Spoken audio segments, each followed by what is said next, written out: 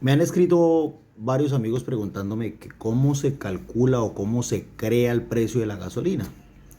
Pues porque simplemente nos enteramos por cadena nacional, por redes sociales, sube 200 pesos la gasolina, sube otros 200 pesos la gasolina, que puede llegar a 16.000, que puede llegar a 18.000 pesos.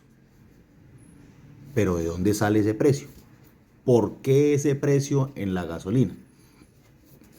Entonces, se lo voy a explicar conforme los precios de ahora, porque es que el problema más grande en este momento es el fondo de estabilización, que es una caja de ahorro del gobierno para cuando supuestamente el precio de la gasolina está muy alto, de los combustibles está muy alto, entonces no subsidian para que el consumidor final, es decir, usted que tanquea su carro, usted que tanquea su moto, pues la pueda comprar. Entonces digamos que para que no haya esa fluctuación de acuerdo al mercado internacional y de un día podamos comprar la gasolina y otro día no, entonces se creó ese fondo de estabilización de tal manera que más o menos se mantiene a unos precios asequibles. Lo cierto es que el gobierno actual dice que se exageraron en los subsidios y que por no haber aumentado el precio del combustible lo que debía aumentar, en consecuencia, pues el fondo de estabilización de combustibles tiene un desfalco, no tiene plata, y entonces llegó la manera, o llegó la hora, es más correcto, llegó la hora de que todos paguemos el precio máximo que debemos pagar para que el fondo no tenga que gastar plata en eso, el Estado no tenga que subsidiarnos más. Entonces vamos a analizarlo cómo se compone, digamos, el precio de la gasolina. Entonces, para que nos ubiquemos, pongamos el precio del galón en una cifra cerrada, pongámoslo en 10.000 pesos. De esos 10.000 pesos, el 57% correspondería al valor real del combustible, es decir, 5.700 pesos. ¿Sí?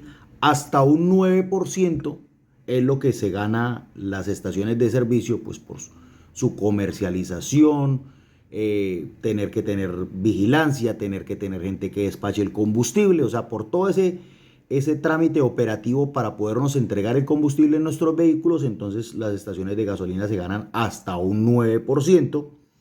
El almacenamiento del combustible tiene un valor aproximado de un 6% del total de lo que nosotros pagamos. El transporte por los poliductos, es decir, por la tubería, eso tiene un valor aproximado de un 5%.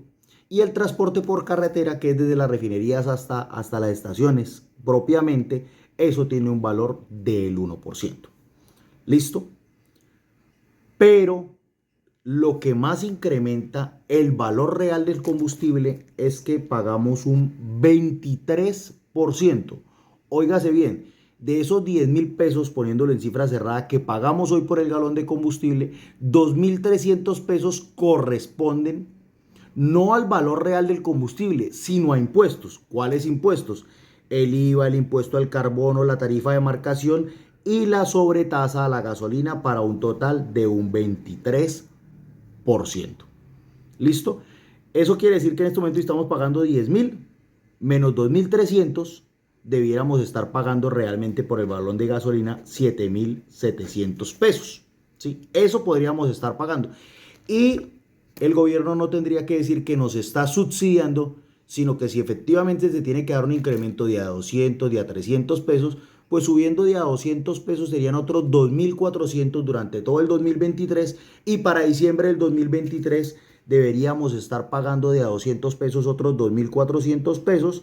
Quiere decir que estaríamos pagando 9.000 por aquí, 9.700, estaríamos pagando 10.100 pesos a finales del 2023. En diciembre del 2023, con un incremento mensual de 200 pesos, debiésemos estar pagando más o menos unos 10.100 pesos.